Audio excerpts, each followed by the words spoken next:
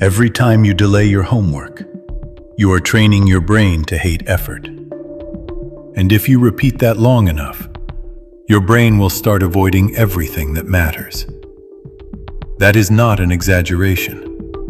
That is not a warning designed to scare you. That is how the brain works. Think about the last time you delayed something. Not a major decision, something small, a piece of homework, a report, an email you needed to write. You told yourself you'd do it later, and in that moment, it actually felt reasonable. You were tired. You needed a break. You'd earned a few minutes of rest. And none of that was entirely a lie. But here is what was also happening, quietly, beneath the surface. Your brain registered something. It registered that when effort appeared, you left. That when something demanded focus and discomfort, you found a reason to move away. The brain does not judge this. It does not label you lazy or weak. It simply does what it always does. It remembers, and it prepares to do it again. There is a mechanism at work here that psychology calls avoidance conditioning, and it operates like this. When you face something difficult, a task, a challenge, a hard conversation, your brain registers mild discomfort. Not pain, not danger, just resistance. And in that moment, you have two options. You push through, or you step back. When you step back, when you close the book, pick up the phone, decide it can wait, your brain releases a small wave of relief. The tension lifts. The discomfort disappears. And your brain, which is always tracking what makes you feel better, marks that moment. It notes, avoidance worked. Avoidance brought relief. Neuroscientists call this a reinforcement loop. Every time avoidance is rewarded with relief, the pathway strengthens. Avoid once, it remembers. Avoid twice, it reinforces. Avoid for months, and now you have trained your brain to treat effort as a threat it needs to escape from.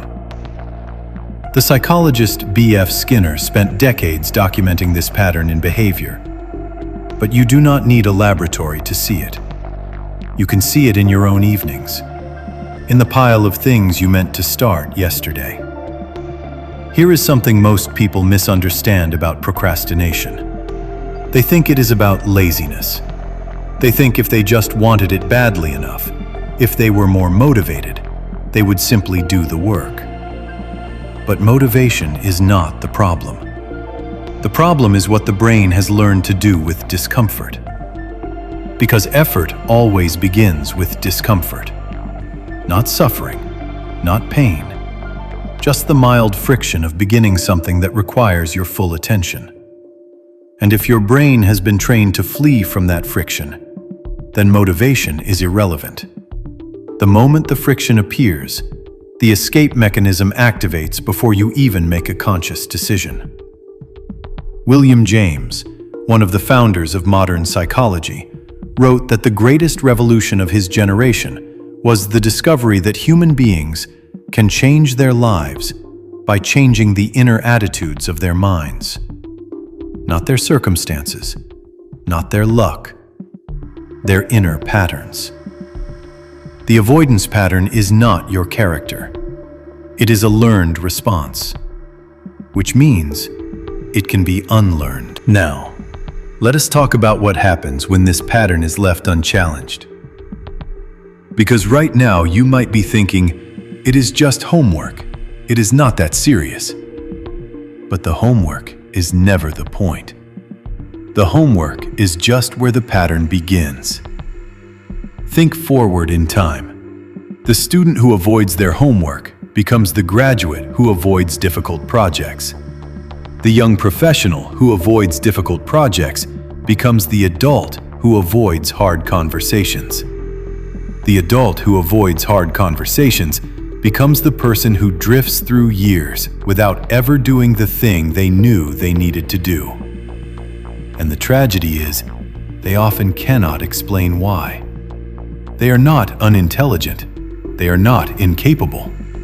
But somewhere along the way, without ever deciding to, they trained themselves to retreat from anything that required real effort.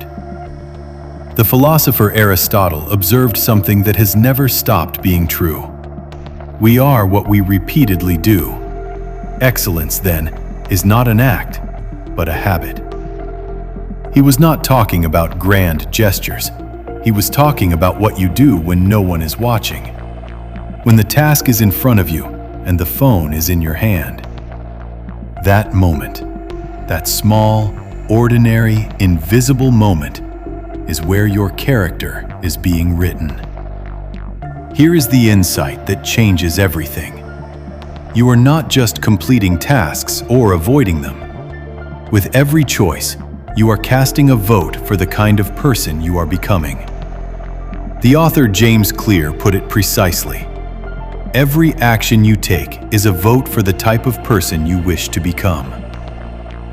Every time you sit down and begin the work, even when it is hard, even when you do not feel like it, you vote for a person who acts in spite of resistance. And every time you close the book and reach for the phone instead, you vote for someone else. Someone who needs comfort more than progress. Someone who waits for the feeling before they begin. The vote itself is small. One decision rarely changes anything. But you are not casting one vote. You are casting the same vote hundreds of times a year. And over time, that pattern becomes who you are. So what do you do with this? Not willpower, not a productivity system, not a motivational speech you tell yourself every morning. Something simpler and more powerful. Neuroscience has consistently shown that the hardest part of any task is not the work itself. It is the gap between deciding to start and actually beginning. Researchers call this activation energy, the initial friction that must be overcome before momentum takes over. And here is the critical insight. That friction is almost always larger in your imagination than in reality. The dread of the homework is almost always worse than the homework itself. The dread of the difficult task is almost always worse than actually doing it. Which means the only move that matters is the first one. Not finishing, not being motivated, not feeling ready, just beginning. Open the book, write the first sentence, solve the first problem. Not because you want to, not because you feel inspired. Because beginning, right now, in the face of resistance, sends a new signal to your brain. It says, I act when things are hard. I begin before I feel ready.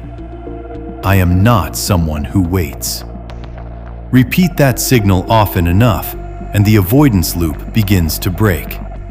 Not through force, not through discipline alone, but because your brain, which learns from everything you do, starts to build a new pattern.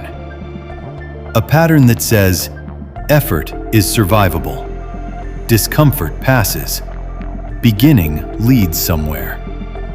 And slowly, without drama, without a dramatic transformation, the person who always delayed starts to become someone else. You were not born avoiding things. You learned it, gradually, through repetition, through small decisions that seemed harmless at the time. And that means the opposite is also true. You can learn something else, through repetition, through small decisions that seem small, but are not. The version of you that exists 5 years from now is not determined by some distant event. It is being determined right now, in the next few minutes, in what you choose to do after this video ends. Your brain is watching, and whatever you do next is the lesson it will learn. Close the distractions, open the book, and begin.